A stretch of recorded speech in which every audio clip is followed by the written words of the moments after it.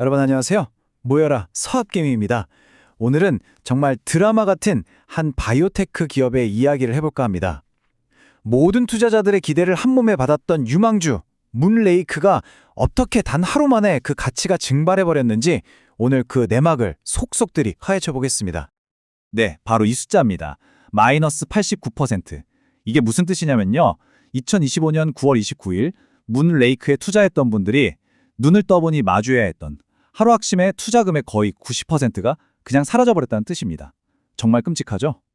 아니, 상식적으로 약도 유망하고 데이터도 성공적으로 나왔다는데 도대체 왜 이런 말도 안 되는 폭락이 일어났을까요? 여기에는요, 아주 중요한 통계의 함정과 시장의 냉혹한 심리가 복잡하게 얽혀 있습니다. 오늘 저랑 같이 그 매듭을 하나씩 제대로 풀어보시죠. 자, 그럼 우선 이 문레이크라는 회사가 도대체 어떤 기대를 받고 있었는지 그 배경부터 알아봐야겠죠? 이 회사가 도전한 분야가 바로 화농성 한선염이라는 질병인데요. 이름도 좀 생소하지만 환자들한테는 정말 끔찍하게 고통스러운 만성 피부 질환입니다. 근데 문제는 여기에 마땅한 치료제가 거의 없다는 거예요. 그야말로 언맷 니즈, 즉 미충족 수요가 엄청난 시장이었던 거죠. 그래서 문레이크가 내놓은 해결책이 바로 소넬로키맙이라는 신약입니다. 이게 뭐냐면 나노바디라는 아주 작은 항체를 이용해서 염증을 일으키는 핵심 물질 두 개, IL-17A랑 IL-17F를 동시에 딱 하고 막아버리는 아주 혁신적인 방식의 치료제였어요. 기존 약들보다 훨씬 더 정교하게 타겟팅을 하는 거죠. 사실상 이 회사에겐 전부나 다름없는 가장 중요한 파이프라인이었습니다. 자, 이렇게 모든 기대가 쏠린 신약의 운명을 결정지을 그야말로 운명의 날이 다가옵니다. 바로 벨라라고 불리는 대규모 후기 임상시험의 결과 발표였죠. 이 임상시험 설계가 아주 깜깜했습니다. 아시다시피 신약 허가를 받으려면 이거 진짜 약효가 있는 거지 우연이 아니다라는 걸 확실하게 증명해야 하거든요. 그래서 완전히 똑같은 조건으로 VRA1, VRA2 이렇게 두 개의 시험을 동시에 돌린 겁니다. 한 번도 아니고 두 번 연속으로 성공하는 걸 보여주겠다, 이런 자신감의 표현이었죠. 그리고 첫 번째 시험, 벨라1 결과는요. 보시는 것처럼 이건 뭐 완벽한 성공이었습니다. 가짜 약을 쓴 그룹보다 진짜 약을 쓴 그룹에서 증상 개선 효과가 거의 2배나 높게 나왔으니까요. 이때까지만 해도 투자자들은 환호성을 질렀겠죠? 분위기 정말 좋았습니다. 그런데 바로 여기서 문제가 터집니다. 두 번째 시험, 벨라2 결과를 보니까 오라, 좀 이상한 거예요. 약 자체의 효과는 벨라1이랑 거의 똑같이 아주 잘 나왔어요. 그런데 문제는 가짜 약을 맞은 환자들도 갑자기 너무 좋아진 겁니다. 이걸 전문 용어로 위약 반응이 높게 나왔다고 하는데 바로 이게 모든 비극의 시작이었습니다.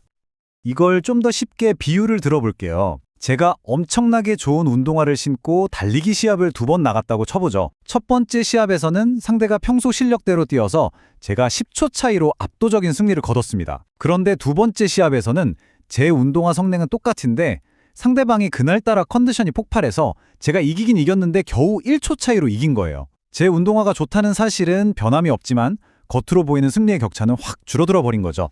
문레이크가 딱 그런 상황에 처한 겁니다. 결국 이 모든 복잡한 상황이 다른 무엇도 아닌 단 하나의 숫자 때문에 완전히 꼬여버리고 말았습니다. 바로 이 숫자입니다. P값 0.053. 이 숫자가 문레이크의 운명을 결정지었습니다. 자, 바이오 투자하시는 분들이라면 이 P값 정말 귀에 못이 박히게 들으셨을 텐데요. 아주 쉽게 말해서 이 결과가 순전히 우연일 확률을 나타내는 숫자입니다. 보통 이 P값이 0.05보다 작아야, 그러니까 우연일 확률이 5% 미만이어야 아, 이건 우연이 아니라 진짜 약효가 있는 거구나 하고 통계적으로 의미가 있다, 즉 유의미하다고 인정을 해줍니다. 이게 전 세계적인 약속 같은 거예요. 그런데 문레이크의 VLA2 결과가 0.053이 나온 겁니다. 0.05보다 아주 살짝, 정말 털끝만큼 높았죠. 하지만 시장은 냉정합니다. 이 미세한 차이를 그냥 실패로 딱 규정해버린 겁니다. 과학적으로 보면 아니, 약효는 있는데 위약 효과가 예상보다 높았을 뿐이잖아? 라고 할 수 있지만 돈이 움직이는 냉정한 금융시장은 이 숫자를 어떻게 해석했을까요? 그 후 폭풍은 정말 상상을 초월했습니다. 타임라인을 한번 보시죠. 결과가 발표되고 바로 다음 날 시장은 다른 긍정적인 데이터는 다 무시하고 오로지 필라2의 P값 0.053 여기에만 딱 꽂혔습니다. 그리고 그 결과는 주가 90% 폭락. 여기서 그치지 않고 불과 2주 뒤 투자자들을 대리하는 로펌이 회사에 대한 조사에 들어간다고 발표합니다. 로펌이 문제 삼은 건 이런 겁니다.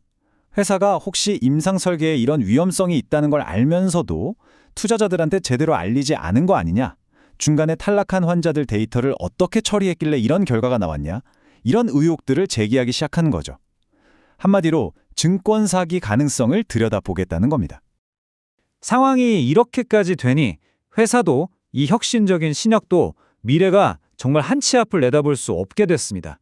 과연 이 회사는 앞으로 어떻게 될까요? 지금 문레이크의 상황을 딱 이 저울로 표현할 수 있습니다. 한쪽에는 희망이 있어요. 어쨌든 두 임상시험에서 약효 자체는 일관되게 보여줬고 안전성도 괜찮았거든요. 그리고 아직 발표되지 않은 추가 데이터도 남아있고요.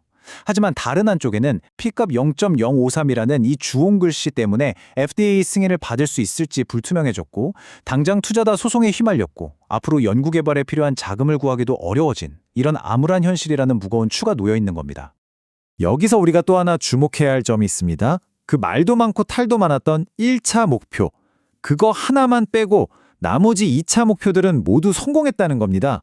환자들의 통증을 줄여주는 효과, 삶의 질을 개선하는 효과, 전반적인 피부 상태를 좋게 만드는 효과, 이런 것들은 전부 다 통계적으로 아주 훌륭하게 성공했어요.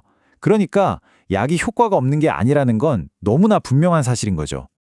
결국 이 문레이크 사태는 우리 서학개미들에게 아주 중요한 질문을 던집니다. 과학적으로는 분명히 성공에 가까운 약이 어떻게 시장에서는 이렇게 처참한 실패로 평가받을 수 있는 걸까? 신약의 진짜 가치는 과연 과학적 데이터로 결정되는 걸까요? 아니면 시장의 0과 1, 흑백 논리로 결정되는 걸까요? 여러분은 어떻게 생각하시나요? 이 사례는 바이오 투자에 있어 우리가 숫자의 이면을 얼마나 더 깊이 들여다봐야 하는지 생각하게 만드는 아주 좋은 교훈이 될 것 같습니다. 오늘 내용이 도움이 되셨다면 구독과 좋아요 부탁드립니다. 감사합니다.